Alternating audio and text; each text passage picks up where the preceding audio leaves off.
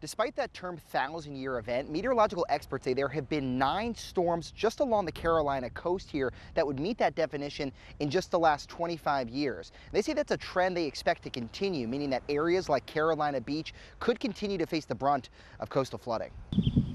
When we talk about 500-year, 1,000-year flood event or 10-year flood event, it doesn't mean it can't happen 2 months from now. It doesn't mean it can't happen next year. It was the nameless storm few people outside the climatological field saw coming. Those storms didn't go anywhere, and the atmosphere was such that it was the storms were perfect engines. Potential tropical cyclone 8 dumping over 1.5 feet of rain along the Carolina coast, with some areas seeing more than 20 inches.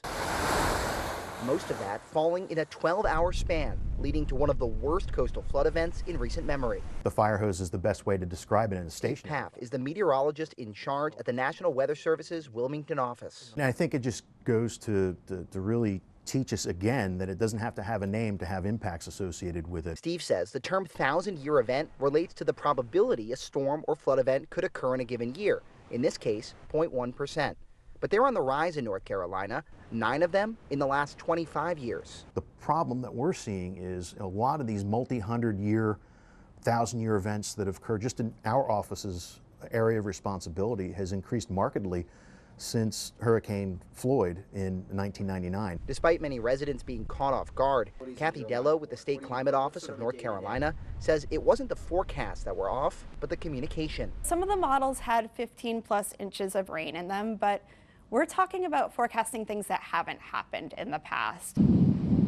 Dello believes warmer water and air in the atmosphere are supercharging these storms and pushing the limits of North Carolina weather. We've been having this weather whiplash here in North Carolina, swinging back and forth between extremes. The dry is really dry and the wet is really wet.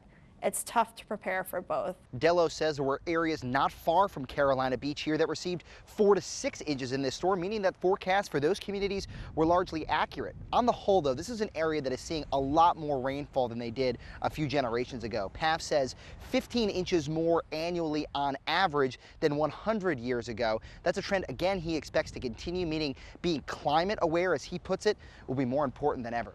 In Carolina Beach, Sean Coffey, ABC 11, Eyewitness News.